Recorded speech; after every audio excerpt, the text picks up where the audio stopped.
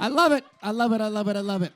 Thank you so much for joining us for All Access Pass. My name is Jason, and I'm still your cruise host after 4 days. Welcome to this fun event here. Today, I am joined by some absolute legends, some folks that have been with us for quite a few years, have been top of the charts forever, have been as popular overseas as they were in the States, if not more in some regards, which makes them a global phenomenon. One more time, as loud as we can, please help me in welcoming Shalamar up here to the stage.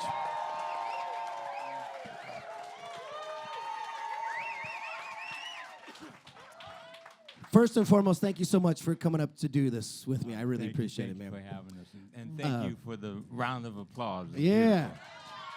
Spontaneity. Spontaneity at its finest. We've done many of these on Soul Train, obviously, our other cruise, Soul Train cruise, and it's great to get you out here on the Disco Cruise and get a chance to get up here and chat with you guys. Let's jump right into it. Howard or Jeffrey, I apologize, Carolyn. I'm going to start with the old heads, you understand, first, and we're going to come to you in a moment. Jeffrey and Howard, you guys have been there from the start. You know, tell us a little bit about the forming of Shalamar. I know it was a Soul Train production with Carolyn's father, matter of fact, and Don Cornelius. Tell us a little bit about the early days and how it came to be. So I let Jeff go because Jeff was there. Original. Jeff was there from the very original. jump, right? See, a lot of people don't know. I was actually the third lead singer they had that Shalamar had, but Jeff was there from the yes, inception. you were, sir. So tell us the story, please, sir. Okay. We started on a chicken farm, and no. Okay. And things got worse. Yeah. And they got worse. Okay. Let's see. If I really want to go to the genesis of everything, it has to go back to when I was a 15-year-old kid watching this TV show on TV. And I was always a dancer. I have 2 older sisters and a mom, and it was just me, the youngest. And I started dancing at home with them. So I started dancing, and when I saw this TV show, it's just like the most amazing thing I've ever seen. I've got to be on this show. I just loved watching Soul Train. And so it was just my life ambition just to be a Soul Train dancer. And so I eventually got on the TV show through a friend of mine, Tyrone Proctor. He's one of the Soul Train gang members, and he got me onto the show. And so being that I'm on the show, then I started dancing with my dance partner. Am I allowed to mention her name? You can mention anything and everything, sir. Okay. Okay. So I was dancing with Jody Watley, and yeah. We love Jody. Oh, no. We love Jody here. We love Jody, but we were given a cease and desist never to mention her name again. So I didn't know if it was That's okay a whole to nother mention her story. name. Don't worry. That's a whole nother This interview is just for us. This doesn't go to the world. I didn't want no legal battles going on. Okay. So anyway, my dance partner, Jody Watley, who I love very much, she's my little sister. I knew her since she was 12 years old. And so we became a dance partner. We became one of the most prominent dance teams on the show. So Soul Train had an audition for a recording group because they started a Soul Train record company with Don Cornelius and this girl's father, Dick Griffey. And so they started the Soul Train record company. And so I auditioned for it, and they didn't pick me for the Soul Train gang, and I was devastated. Then they put me in the Soul Train gang group when one of the members fell out, so I was happy. My dream came true. Then right after that, Don Cornelius called me and said, Jeffrey, the Soul Train gang, that ain't happening no more, man. That is not going to go. And then I was crushed. I said, I'm finally in a group. I got a recording contract, and you're going to dissolve the group? He said, but I'm going to do something else with you. And that was Shalamar. That's how Shalamar started.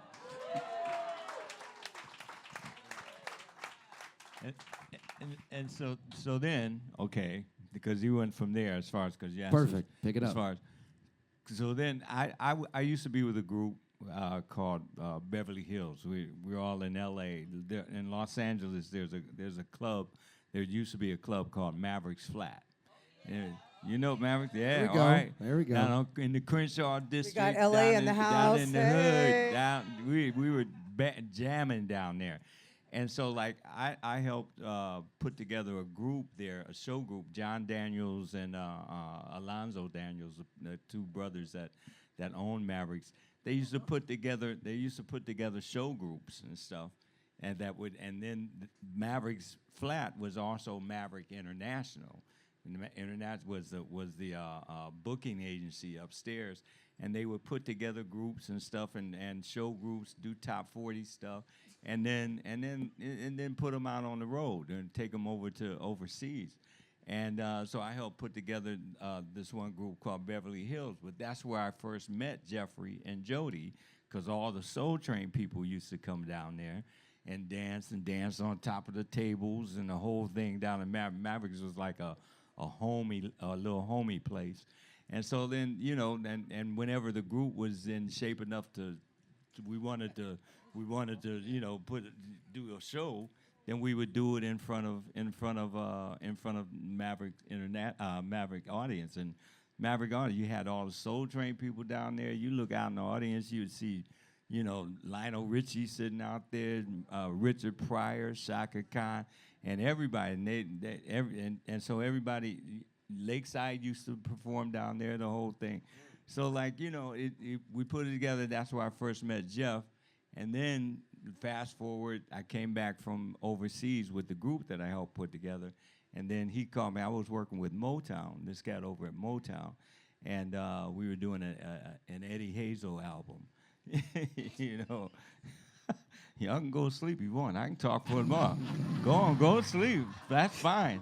That's fine. Y'all can go to sleep. It's unfortunate that you guys don't get along. Yeah. It's really bad. Yeah, that's what I'm saying. They've heard this story over and over again. But y'all can go to sleep. Go ahead. I'll talk. We'll talk amongst ourselves. Isn't that right? We'll see you guys tomorrow.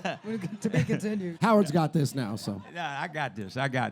So I'm working with this cat at Motown, right? And I'm at the Motown building. This was on a Friday. I went down there because, you know, money started getting kind of funny with the sessions we were doing. And so, like, I went to kind of, you know, get stuff off my chest. I'm in the office talking to this cat, and then the phone rings, and the cat answers the phone. He looks at me. He says, "It's for you," and I said, "It's for me." I said, "For me, if it's my lady, tell her out," because she was the only one knew who I was. I thought anyway.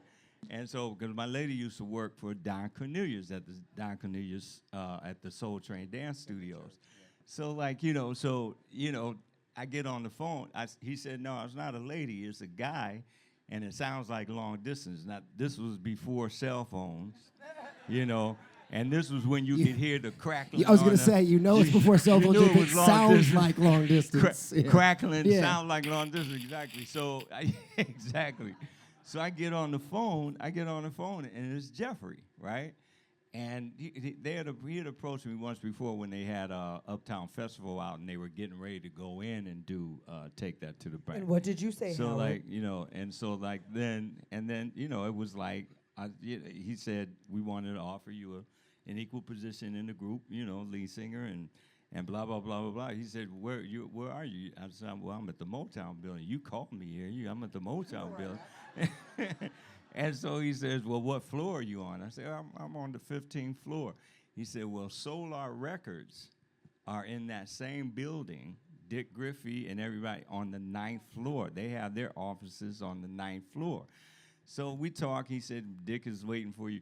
And so, like, I get off the phone and I tell Jeffrey Bowen, and then that was Shalamar and blah. "Oh man, Shalamar is just a fly-by-night disco group. They'll never amount to anything. You don't want to be involved. Solar will never be a Motown and all that." And I'm just sitting back and I listen. And when he got finished, I said, "Well, my car is parked on the street, and I need to go down and put some money in the meter so I don't get a ticket." I went right down to the 9th floor, got in, talked to Dick, and he reiterated that. Like I said, that was on a Friday. The next day, I went over to his house and watched a videotape of a Shalamar show. And after the tape went off, I'm sitting in his rocking chair, and he says, "Well, you know, sing something. Jeffrey and Josie say you're a great singer. Sing something." I said, "Well, just a cappella, sing something, right?" He said, so I said to myself, I said, "Well, Lord, you know, me and you, right? Me. Please give it to me." Yeah, exactly. And I started in "The Field of Fire" by Peabo Bryson, right? Got through the first verse, no. Y'all got to come to the show tomorrow. If I do it, we got to take up a collection. Take the hat off, just pass it around. Yeah, exactly. So, like, you know, I got through the first verse, half the hook. And he says, okay, I'll be right back." Goes upstairs and comes back down. And he has like some cash, $500. So it's like, you know, cat. But back then I wasn't making no money, so I was like, good, you know. And then he goes in the other pocket and he brings out an airline ticket. And that was when I could ride on your ticket, you could ride on my ticket. This pre 9/11, right? And so like, man, and he said, you got to catch the red eye out tonight. He said, because you got to meet Jeffrey and Jody in New Jersey tomorrow. Learn the lip sync and the choreography to take that to the bank, because Monday you got a TV show to do. And that's exactly how it went down. Friday, Saturday, Sunday, Monday, we were in front of a TV camera with a wannabe Soul Train dance show. So that's how that whole thing. And that's how we got Shalamar. Yeah, exactly. And that's how we got Shalamar. What's that? What a night to remember. Well, you're rowdy over Yeah, here, I know. boy. Chirpers. Yeah, we got to. What year was that? What year was that, Howard? That was 78? 70, the end of 78. That was It 78. was the end of 78 because I remember going to New Jersey and I had to buy an overcoat because it was so cold. Because I didn't have an overcoat. I was in L.A. so long. I'd been Just in a LA West so Coast long. boy at that point, didn't know. Definitely. Let's get to the rose between the thorns. We fortunately have fabulous Carolyn Griffey as part of Shalamar. And Jeffrey, since you were there from the beginning, and I know you had your little sister as part of the group in the beginning, tell us a little bit about how the current iteration of the group came to be. How did you find and get Miss Griffey into the group? Okay, what happened was Shalamar, we had disbanded. I had moved overseas and stuff like that. And to be honest with you all, and this is why we're so appreciative of what's going on here, you and everyone here, because I never thought we'd be doing this again. And I accepted that, and Sure. I was doing other things. And so it was when Babyface and LL Cool J got together and with Howard, and they decided to do a remake of For the Lover in You, which was a hip-hop version of the ballad. And so we got together, we did the song, and when we went to do the video, Howard and I got together, and it was the first time we really talked since the group had broken up. And so Howard and I thought that it would be a good idea to bring the group back together again, and we thought about it, we said, okay, let's do this.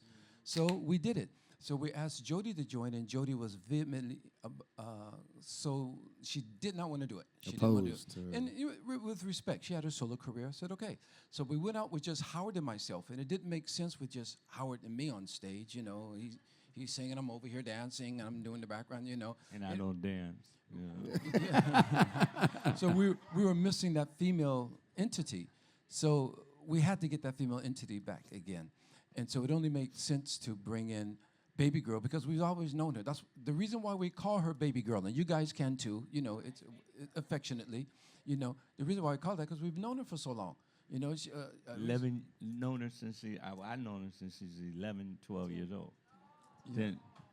So you know, her mother is the first lady of Soul Train Records and Solar. Her mother is Carrie Lucas, and you know, and Carrie Lucas had Carrie Lucas had some good hits out there, and so so it's all part of the family. It's a family type situation. So it just made sense to bring her into the group, and she is now the longest standing female in Shalamar, over 20-something years. Hey.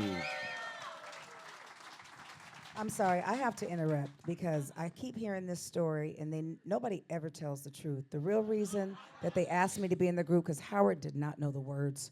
And he knew since I was the biggest fan, he turned around. There were two questions he'd ask me. What's the next verse? And do I have anything in my nose? Those are the two things that he Both would always important questions. Both important questions. Carolyn, we want to hear from you, though. We want to hear from you. Tell us a little bit about what it is to be part of Shalamar from your perspective.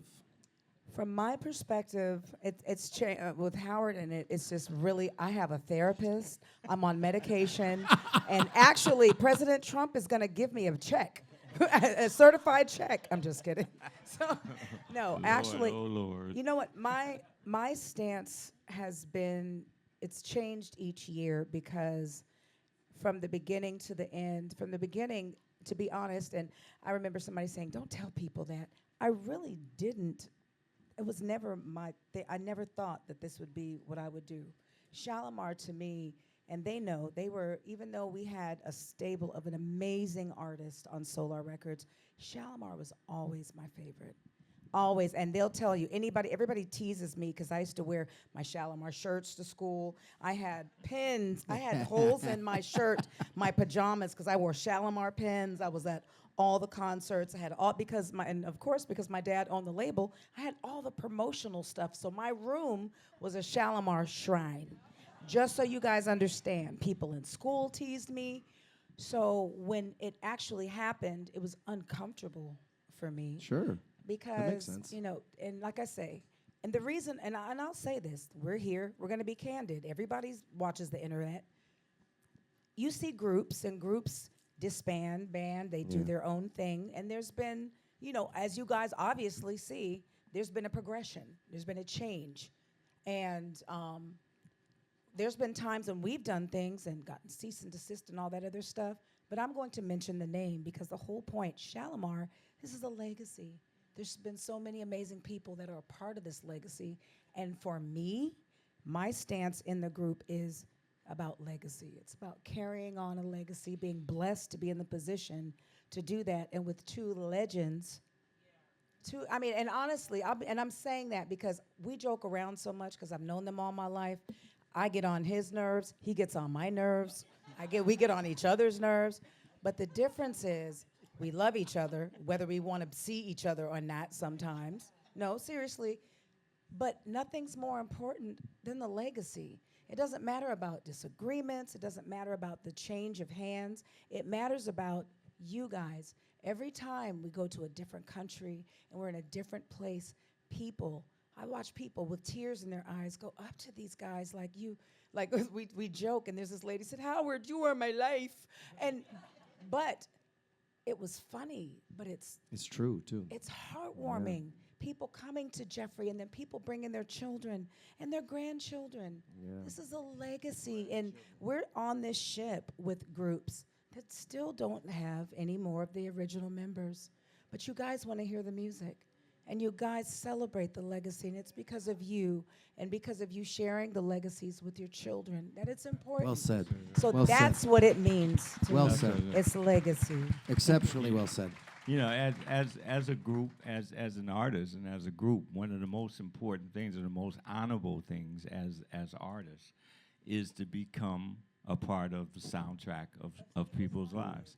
I mean, that is the most is the most humbling thing and the most important thing. It's beautiful. It's a beautiful thing.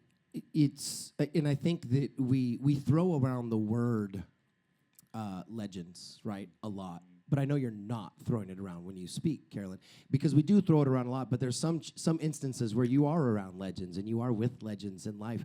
And this cruise has a fair few on board, right? We've got all the different artists on board. Exactly. These are legends. Exactly. That's what I mean. That's exactly what I mean. Is that I hate to admit it. If he says it again, I'm lying. But yeah. Don't worry. Cut the film.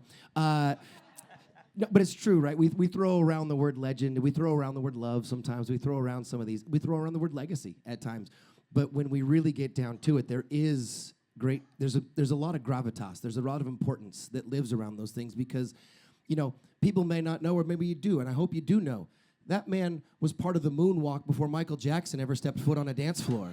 I mean, that man was advancing dance steps and moves with Electric Boogaloos and some of the pop and lock and whatnot before anyone ever touched a dance floor. That man was iconic in creating a lot of that. Michael Jackson, in a lot of ways, became who he was because he worked with and for and around that man right there. Howard Hewitt is the voice that many children have been made to. Let's be very honest about ourselves right now. Those are iconic moments. Those are legends. I don't get no child support No, checks. you should. I'm You good. should. You don't deserve it. But legendary, and I appreciate you saying that, Carolyn, because you're exactly right. I could not agree more. So one thing I like to do when I do the interviews is I like to open it up to the audience to ask questions, and you can always tell the popularity of the group by the stack. This is a very big stack of questions. Wow. Usually we get like 2 or 3, so I'm going to jump into them so we can try to get as many of you in here as possible. Well, the first one right off the bat, congratulations. Tony from Texas would like to know how to book you for a private show. So apparently... Ooh. All right. How deep that pocket is, Tony, we're going to find out in a minute. Mike Gardner. Yeah, we'll come to you. We'll come back to you on that, Tony. Sam comes to us from, looks like, South Carolina. How long, Jeffrey, did you dance on Soul Train before you made the transition into the group? Okay, the first appearance was in 1974. I was still in high school, but I had to go back to Michigan. 'Cause I'm from LA, but I spent 3 years in Michigan during my school years. And then in my last year in school, I was wondering, what am I doing in school in Michigan when Soul Train's in LA? So I went back to LA. So officially 1975. Shalamar started in 1977. I was still dancing on the show up until 78, 79, because as we were touring. But anytime I came back to Los Angeles, I would sneak on the show. And then finally Dick Griffey said, Jeffrey, you know you're a star. Why are you still dancing on Soul Train? Because Soul Train was my life. I still loved it. To this day, I am a Soul Train dancer still. So I would say officially from 75 to 78, 79-ish, 79-ish. Then we got too busy. We started going overseas and stuff. Sure. Yeah. Juanita comes to us from Brooklyn. Howard, what was the first song you wrote as far as love songs go, and why? Wow. Actually, the first song that I had enough, because the whole writing situation with Leon Silvers and his whole crew, when I first got with the group, was amazing. It was like you had Kevin Spencer, you had Dana Myers, you had Will Shelby, everybody. I mean, they were amazing. And so they would present things, you know, and just like the whole Motown thing is like veto, you know. That was a veto. You know, if he was playing and that, it ain't gonna happen, right? So the first thing, Dana Myers approached me about, he was writing a song that Leon and them had put the music and stuff to, and he said, I need a bridge. I need a bridge here. Can you write this bridge, right? And it was like, oh, so much love between us. I'll be the one to come running. The hook, I mean, the bridge to For the Lover in You, that was the first thing I ever wrote. Hey. And I had the nerve to at least show it to you know Leon and them, because I was like, they played it and I'm sitting there like, oh man, and it was like it wasn't it wasn't like that, so it was good. So it was For the Lover in You. Carolyn, I'm gonna throw this one to you. Disco Bob, who comes to us from Charlotte. What is your, as a group or your personal, either one, favorite concert venue? Where do you love to play? Wow. I know this is going to seem silly, but unfortunately, we didn't get to do it with this lineup. Well, shut up, Howard. Just kidding. I don't even know what he said. But to be honest, Shane Park in Detroit was a beautiful, beautiful. Stop it, Brian. Just kidding. No, but Shane Park was a good one. And I think another one, I think historically for me was, I think the London Palladium. Because of the history. Yeah. You know, I mean, we also did the Dominion because that's where they played before. Yeah. But around, and there's so many people from England here. I'm so excited. A lot. That's Shalamar's second home. Yeah, so it is. Because of Jeffrey. Yeah. Jeff, whatever Shalamar is overseas, it's because of Jeffrey. Jeffrey started the whole thing out back in the day. So that's Top of the Pops. Do we hear Top of the Pops in the room? Yeah. Hey. But the London Palladium for me also was so awesome because my favorite album when I was a kid was Marvin live at the London Palladium. And when we stepped out on that stage and for sound check, for sound check, I was like almost in tears. And what was amazing about, thank God, I mean, we sold that sucker out 3 times. Hey. It was like beautiful. That's a testament. That's a testament. Yeah. Thank you. He's right. It's what is and Jeffrey, I'm going to throw this one to you if you don't mind, since they're all pointing to you as the key to the overseas success. Shalamar had massive success overseas, arguably bigger than it was in the States at times. Tell us a little bit about the popularity of Shalamar overseas. You know what's amazing and what's ironic about that is because it was the same formula and pattern that made Thriller for Michael Jackson what it was. Because in 1982, when I went on Top of the Pops, Jody happened to be pregnant. That's why the group didn't go as a whole. And we released The Night to Remember. So I went on Top of the Pops by myself, and now today, retrospectively, it's a historical moment because it's the only time an artist went on the show and just danced through the whole record. Didn't sing, didn't mimic it. I just pantomime a dance throughout the entire song. Little did I know they had never seen the dance before. They didn't know anything about it. And when I went into the backslide, that's what it was called. When I did the backslide across the floor, and that just took the country by storm. Yeah. Now, Yeah. then in 1983, when Michael did the Motown 25th, Yeah. it's the first time he did the backslide Yeah. on American television, and that took Thriller to another. It was another night premiere. There you go. Thank you very much. So that was a catalyst for this amazing love affair that the UK and Europe has with Shalamar. It's really a cool thing. That has to be a wonderful feeling for you too. I mean, all y'all. I mean, you know, Carolyn, you're the longest standing member now, female member, absolutely. So you three are Shalamar, and you still have that success. When you go over, you still have that popularity. That has to be a beautiful feeling. Very warm. I'm sorry, Jason. I Please. do want to say this Please. because I don't know if we'll get to it. We were honored. Was it this past year? The year before of getting in Hollywood. It's the Star, but there in England, it's the record. We're on the Camden Walk of Fame. There we go. Walk of Fame. So that is a huge blessing. Yeah. Kurt comes to us from North Carolina via Missouri. Did you have a big break that really helped you explode? A big break Is there a break that comes to mind? that really helped. Any of you- Jeffrey moonwalking on Yeah. top of the pops. Yeah. I mean, yeah. I mean, and the thing is that in a career, I mean, there's several breaks that you get, several things that you have to, you know, that thank God that comes your way, and you figure out how you can take advantage of it, and how it can open up certain things as far as certain situations. That's a hard question to answer as far as that's concerned. I'd like to answer this. Take it. I don't know if anybody has seen The Black Godfather, which is about Clarence Avant's Yes. life. Clarence Avant was a very, very good friend of his daughter and I, Nicole, grew up together. I loved Clarence and Jackie, beautiful people. However, Clarence was not alone in that. My father was also a part of, there were no black artists on MTV. And they went before the board, and they went and lobbied whatever it was that they did. However, you guys saw Michael Jackson being the first artist on MTV, but who knows? Of course, it's going to be obvious. The second artist, a lot of people don't know this. Shalamar Dead Giveaway was the second video on MTV for these guys. So, and that to me, as a kid, they were always huge in my eyes, but I think that's really when they just went to the whole next level. I love it. Great answer. Steve comes to us from Pennsylvania. After all these years, are there any specific songs that you love performing the most? For me, I love performing I Can Make You Feel Good. I love that song. And live, especially over in the UK, live, y'all go crazy over in the UK. There it is. There it is, you know.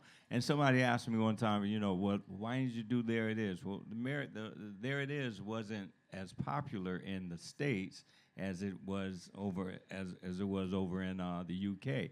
For the Lover in You wasn't as popular over in the UK as it was in the States. Now, I'm not complaining. That's a good problem to have. You know, which hit do we do in which, situation? So there's a lot of different. Like, I Can Make You Feel Good is one of my favorite songs to perform. Mine is Take That to the Bank. And I mean, I like other songs, but it's fun. We get an opportunity to really show, our diversity and kind of little slapstick. I think it's kind of like a break in the rest of the songs. So, and it's something that we didn't get to do for a long time, and just one of my favorites to perform. I think mine has to be, between our OU one, because I just like to pocket in the groove, and then we have a freestyle thing in it, and then I Can Make You Feel Good as well. I think so. I do want to say I've had several people walk up to me on the ship and ask why we didn't do Dancing in the Sheets. And it's Dancing in the Sheets, yeah. So I asked them, I said, okay, we took a song out. There's a lot that we took out. But if you guys had a choice between Dead Giveaway and Dancing in the Sheets, which one would you guys say for Sunday? Let's do it like this. Let's do it like this. Dancing in the Sheets, make some noise. Dead Giveaway, make some noise. Dancing in the Dancing in Sheets. the Sheets might be a little louder here. Oh no, I'm sorry. one guy said, he goes, the reason I came on this yeah, ship yeah. was to hear that song, and you guys didn't do that song. Yeah. He says, and now I've got the ticket. I can't come on that night, so I'd like to call him He and can invite, come. find He him can and come. invite him. He's I fine. don't know if we're gonna do it again now, right? You know, it's like we got a time situation. Yeah, there down is. there, KC. you know, so yeah, back. KC. But like, yeah, dancing in the sheets. So a lot of people don't know that's the second. It's the second biggest selling single Shalamar had up under Footloose up soundtrack. under, up under Footloose. yeah, up under Second time time around. around. Exactly. Yeah. Jeffrey, specifically for you, Alana from Trinidad and Tobago, what inspired those dance moves? Did you make them up yourself, or were you inspired by other people? That all the dances I do is an aggregation of dances that have been culminated over the years through Soul Train, people. At one time, before breaking came, b-boy breaking and all that came from the East Coast, out of New York, the Bronx and all that. L.A. was holding it down. There you go. L.A. was holding it down, because that's where Soul Train is. All the dancers were coming from L.A., locking, popping, whacking, so... And I stand on the shoulders of other great dancers. It's just not me, myself. It's Don Campbell, who created locking, the Electric Boogaloos, who created body popping, this and that, Tyrone Proctor, whack dancing and all that. I stand on the shoulders of other great dancers myself. And that's why I'm so humble, because I know where I came from, and I know these guys were there before me. And so, But God bless you for that, because a lot of people forget who came before them. A lot of people tend to forget that they're not standing on other people's shoulders to get where they are. And it's a testament to all three of you, and you specifically for saying that. Thank you for sharing that. Letha from Chicago, I have a comment for Howard. That sounds dangerous. Uh-oh. Like, Well, it does involve her room, so... Actually, she says, I have a comment for Howard. It is truly amazing how much he impressed me on a previous cruise we were on with y'all.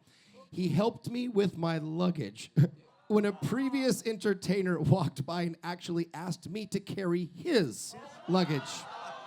Howard stepped up and offered to carry mine. Thank you, as ever, for your kindness.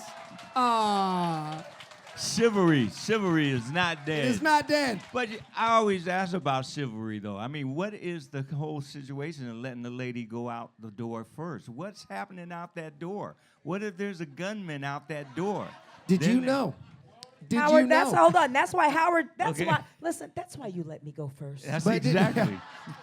Did you know that in true chivalry history, the man opens the door and steps through And steps through. That and makes holds sense. it for the lady. You don't open you it go. and put her first. Yeah. I do know that. Because if there's I'm a married gunman, man. if there's a gunman out there, then that gives me a chance to run Yeah, back. You know? that's why you let Carolyn go first. Figure it out. Let me know how it's going. Tell him to sing to you what he sang to me going through the door. I'm just kidding.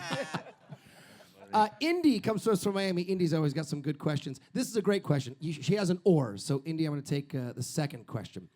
What would you, any of you, like to see more of from today's music? Great question. That's a great Any of you can Real take it. music, less computer-generated music, real soul, just authentic, just real music. Not anything with anybody's panties, your gold chains. Go ahead, Jeffrey. As when I was working with Michael, and Michael and I were talking, and he said something to me. He said, there's a lot of people out there on the charts, and they're selling hits, but they don't know how to walk on and off the stage like a star. And that was a very profound statement that he made. But in saying that, I would like to see kids perfect their craft, because that's what we were doing over the years. We were perfecting the art. We're perfecting it, not just going out there just to be, because anyone can make a record now with the today's technology, because they got the computers and all that. Anyone can come up with a beat, come up with a melody, and come up with a hook. But are they really entertainers? I think you can even go a step further and say fame today can be achieved in a moment. Singing as well with the auto tune. I mean, You can send out a YouTube and be seen by 30 million people tomorrow, Yes, and all of a sir. sudden you think you've made it, but you didn't have to actually shed it like Yeah, you yeah. guys did. You You didn't have have to followers. woodshed it like you guys yeah. did. I mean, Please. so the bar, because of technology, I believe, the bar has been set so low. Very. You know, as far as I'd like to see kids get more integrity as far as their music is concerned. What are they talking about? I mean, you know, You it's can't like, tell anyway. You can't. I know. It's like, you know. You know, so but more integrity, just, you know, and like Jeff said, you know, take your craft serious. This is a serious thing. I mean, we all have fun, and it's music, and it's like, you know, I sometimes I get kind of annoyed when people say, "Oh, you're out there having fun, huh?" Yeah, all right, having fun, but this is our work. This is our job. This is how we take care of our families and take care of our responsibilities. Good answer, sir. Lisa comes to us from San Diego. This is specifically for Jeffrey. Who gave you the nickname Papa Long Kid? Well, because Leon Silvers, when he saw the dance I was doing, which is body popping, he wanted to make a song about it. So he came up with the name Papa Long Kid because from the old cowboy movie, the Hopalong. Hopalong Cassidy, Hopalong something, Hopalong Cassidy. Hopalong. Yeah, Hopalong, yeah. Hopalong Kid, So he just incorporated that into it. So because of the song, the Hopalong Kid, then I got the appellation, you know, the Hopalong Kid. So They call him the Hopalong. Kid. That's awesome. Yeah, yeah, don't cut yourself, Carolyn. We don't need that. Isadora also comes from San Diego. Did you write Say Amen? What inspired you to sing it? Gorgeous song. Yeah, man. Say Amen was the whole I Commit to Love album was. There was a whole lot that was going on at the time, and thank God I got through that. But Say Amen was basically because of a promise that I made to God, you know, a couple years before I even left the group. And I said, Lord, you know, when I'm by myself, when I'm responsible for what I say, not saying that my other two members, the other two members of the group at that time or even now don't believe in God or whatever, but making that statement is a very personal thing. So like, you know, I said, whenever I'm by myself, I will always honor him in every solo project that I do. And Say Amen was the first inspirational album song on my first solo album. So yeah. I like it. Yaya from Brooklyn. I never say Brooklyn and someone doesn't scream. What happened right there? That's oh, Brooklyn. Yaya comes to us from Brooklyn. Who inspired you in the beginning? Obviously, you were you know, Dick and Don put the group together, but who inspired you when you were coming together in the beginning? And Carolyn, will go to you at the third, if you don't mind. Gentlemen, who inspired you in the beginning? And was there, this is actually a great follow-up to it, and were there any musicians or artists that you intentionally did not want to be like? That's a great question. That's a great question. You don't have to take it negatively as much as you just don't want to emulate that. I mean, maybe it is negative, but can be any one of you. Can be any one of you. Go ahead, Jeffrey or Howard, either one of you guys. Who inspired you early? For me, I will be sitting here until the boat parks in Florida because I was inspired by such a broad range of people, from Charlie Chaplin to Fred Astaire to James Brown to because I wanted to be, I used to love imitating and copying all of that, right? And that's why it paid off for me later on in life, because I'm such a multi, you know, how can I say, tiered entertainer, because I did the musical Starlight Express in London. I host TV shows. I hosted radio shows. I'm a choreographer. I'm a musician, I'm a singer, I'm a dancer. So I do all of these things because I was emulating all of these things, the comedy thing and the fun stuff like that. So it's impossible to, it was so many people. It was so many people. That's a great answer. Anybody that I did not want to be like, I really can't imagine, because when we were growing up, stars were stars. True. So there's not a lot of people you could look at. I don't want to be that. I don't want to do that unless somebody was on drugs or something. I don't know. Yeah, Howard? I think for me, you know, to go, I went through my whole wanting to sound like Stevie Wonder stage. I wanted to sound. I went through my Donny Hathaway stage. You know, I wanted to be like Donny, and then of course Marvin. Marvin was the cat. But what I learned real early when I was about 15, 16 years old, the thing that made those people unique was the fact that they were unique. When you heard Stevie, you knew it was Stevie. When you heard Marvin, you knew it was Marvin and Donnie. And so, you know, that when I was, like I said, about 15, 16, I started exploring different things, going from the natural into your false and without a break and all that kind of stuff. And my whole thing was like, you know, I want to hear people, I want to hear somebody say, you know, I want to sound like Howard Hewitt. That's Howard. You know? Yeah, That's Howard. And I guess as far as who I didn't want to be like, I guess was Engelbert Humperdinck. Fair enough. Wait. That's funny. I used to call him Howard Humperdinck. Real quick. Don't mean to interrupt, but Not at all, please. Howard did achieve that, and I'm going to acknowledge this because when Maxwell, the singer, came out, he said he was inspired by Howard Hewitt. Yeah. Until he started being successful, then he started talking about all kind of other people. Carolyn, I wanted to end with you on that one just because you have a different perspective. Obviously, you grew up with a father who was running a massive. You were around this business from birth up. Who inspired you when you were young and moving, you know, to where you are now? Who are your inspirations? My mommy. I could just say that just right off the top. I love that. I got an opportunity as a child to, and the funny thing is with the OJs coming on stage, Yeah. I mean on the ship, I have not, Eddie Levert lives in Vegas. We both live in Vegas. I was friends with Gerald, Sean, and his daughter, Shanquetta. I've never seen Eddie since I used to go to work with my dad at the Forum when he was promoting concerts. Oh. So this actually will be historical for me to get a chance to see the OJs. Yeah. But my mother, really, mother, that's honestly, precious. to be a kid and to watch your mother and to be able to go on tour with her after school was out and watch her with Evelyn Champagne King, be on the road with Marvin Gaye, with, just Lenny Williams. I remember being on the road with all of these people. And of course, these guys here, I mean, and I think I took our solar artists for granted because they were there. Sure.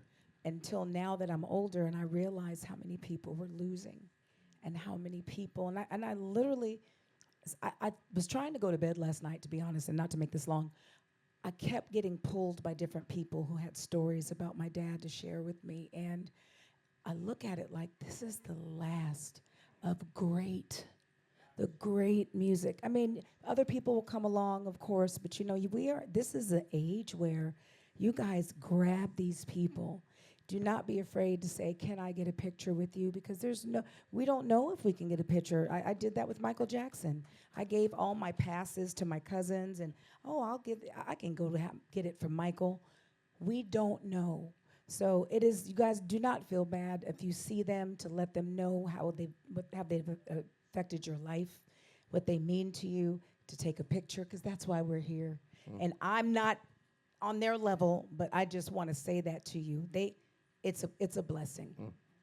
Well said. Very well said. That takes us directly into this question. Bev comes to us from London. Now she lives in San Diego. Thank you for your music. It brings my husband and I back to our childhood sweetheart years in the UK. And why aren't you in San Diego? Wow.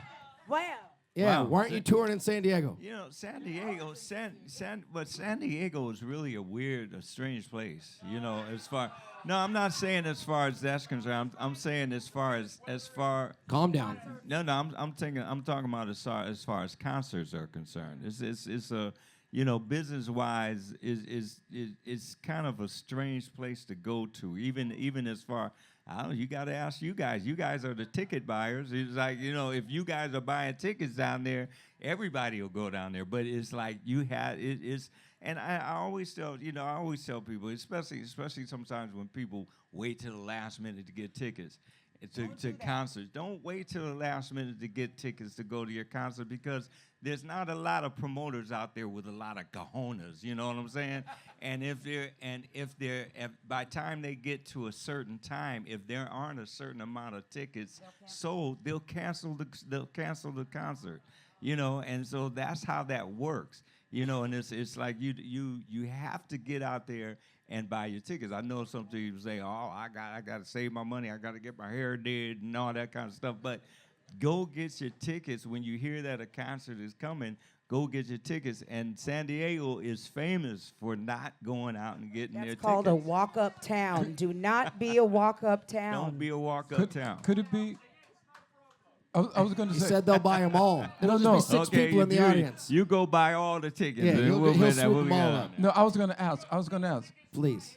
Is it because that San Diego is so close to LA? So if there's a big concert in LA, maybe people go to You know LA what? to see I don't know what I it don't know. is. It's Yeah. always been a strange place. I love that this has become a one-on-one interview with England and us. Like it's. Susan and Jeff comes from Louisville, Kentucky, home of the Derby. They'd like you to know. Yes, home of the to Derby. all the members, what do you do on your free time if you happen to have any? Yeah, sleep. Sleep. Man, I'm laughing, but I'm serious. I'm a horsey It's- girl. Yeah, What? she I'm a horsey girl. A horse girl. I'm a horse girl. I'm a black cow. I'm a black cow girl. I will say it to the hilt. I find time to get my equine. I no longer have horses because number one, they're expensive. Number two, we're on the road too much. But equine therapy, the Derby is my dream. Okay, the Derby, I would love for Shalamar to do the Kentucky Derby. That would just There be it is. such a prestigious, beautiful gig. So I've had the pleasure of doing gigs during the Derby, and it's amazing. Is wild. It's really wild. It's never crazy. been. I'd like to go. And we used to race and breed thoroughbreds too, so that's something. Yeah, Should be there. yeah. Jeffrey, what do you do when you're not busy, sir? Study, research, and try to disseminate a lot of historical, cultural, religious, knowledge about the universe and everything. I like to get in that. But other than that, I've been very, very blessed lately at this point in my life because I had a chance to be very intimate with something that I wasn't that close to earlier in my life. I'm a father of 5, but Howard and myself, when we had our younger children, we were on the road most of the time.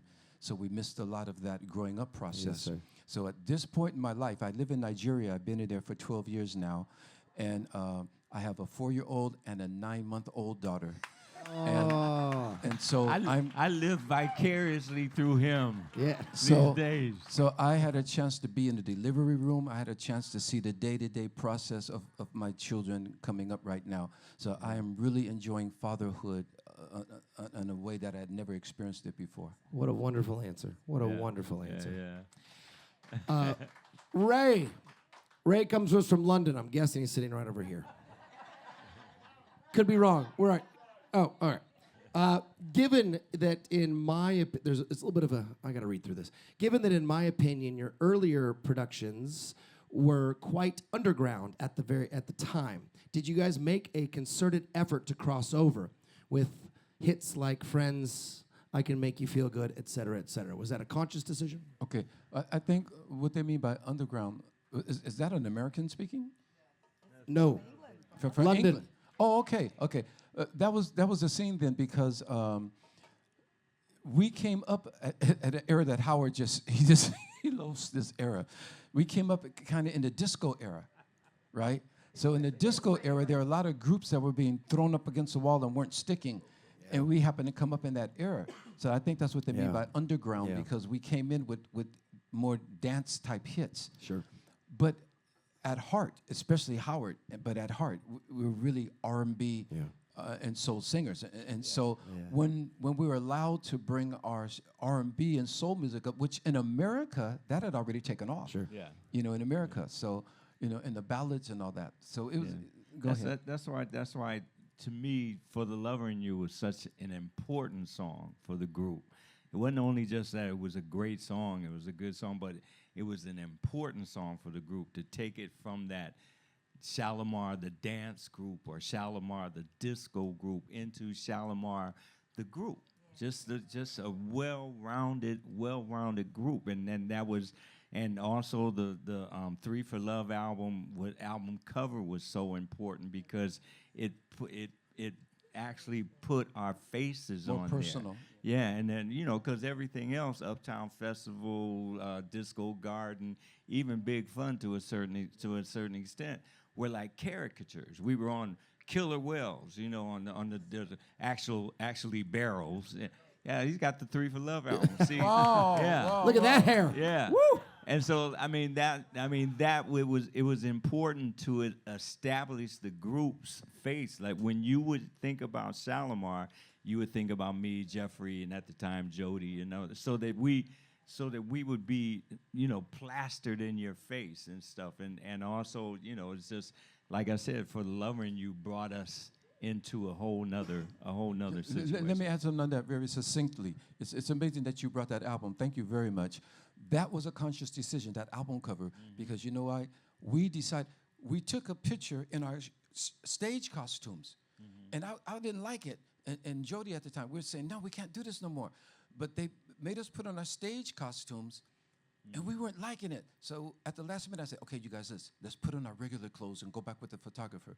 We put on our regular clothes, sat on the floor, not with the set that they were shooting us for the other thing. We just sat on the floor.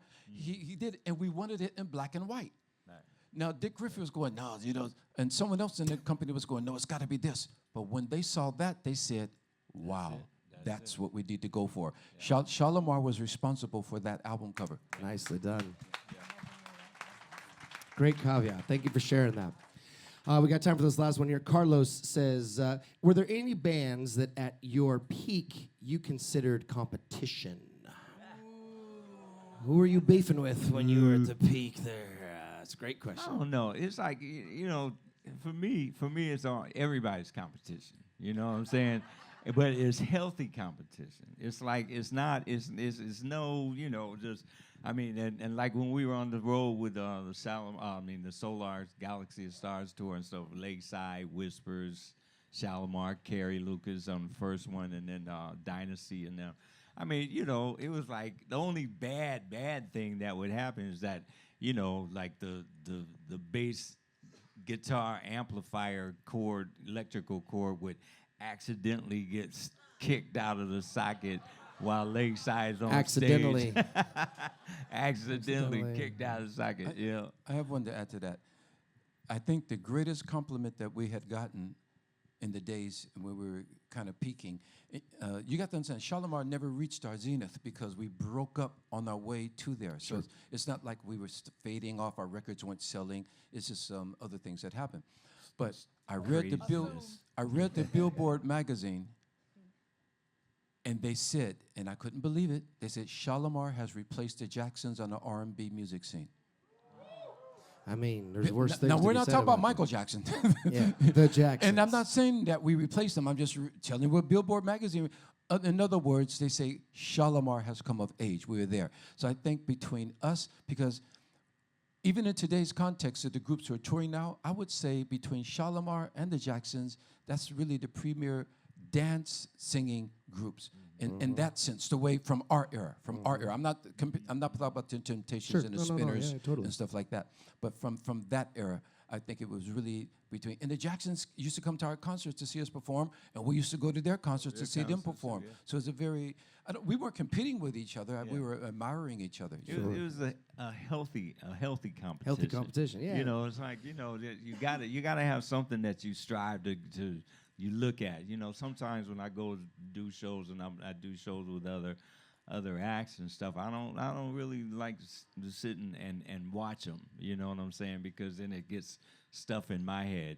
But because I want to go on the stage fresh. You know what I'm saying? And if I want to jump off the stage, I don't want to know that somebody jumped off the stage before me. You know what I'm saying? Same place. Yeah, same place. So I just want to But it's all for it's always been a healthy competition. You know, when, I think everybody wins in that instance, Yeah. though. Yeah, you know, like Howard saying, healthy competition. Healthy competition. It's not like in hip hop, like, yo, man, I'm gonna shoot you, I'm gonna blast you, and you know, they're killing each other in their competition. Wow. But in the R&B, soul world, we have competition, but we complement each other, and we're supporting each other along the way. So I don't know where these younger kids have gotten that wrong. I know it's crazy. It's really crazy the way that sometimes and it's been that way for a while now, which is sad. You know, and it's because music is about feeling good. It's about Love. it's about feeling good about everything. I mean, you want some consciousness, Sure. going on, and the whole thing, of course. But for you want to feel good about things that happen. But I think you lose a little bit of confidence at some point, right? If a human can lose confidence, and you forget that the only way for you to shine bright is not to put out the other light. It's okay to have other light. That's a great Right, you don't want to be the tallest person in the room just because everyone else is short. You want to be. Yeah, Howard. Yeah, Howard. I don't know. I didn't say it. Carolyn said it. You can be bright without snuffing out other lights, and I think that is, that can be viewed in a lot of different ways. But I know I speak on behalf of everyone here when I say thank you. Thank you for Thank you. not just for being here and doing the interview, obviously, and not just for being here and performing for us, but beyond that, thank you for continuing the legacy, as you said in the beginning. Thank you for putting aside whatever differences there were in the beginning. Like you said, you were, unfortunately, things happened on the way up, but you're here, you're living it out, you're doing it right, and I know I speak on behalf of other people when I say we love you and we appreciate you. Truly, truly, truly. We love you all too. We love you all too. Please, Jeffrey. First you of all, guys. thank you very much for No, my making this pleasure. work and putting this together. But most of all, thank all of you for coming and making this sir. happen. Thank you very much. Thank you very much. My friends, please help me thank Jeffrey, Carolyn, and Howard, a.k.a. Shalamar.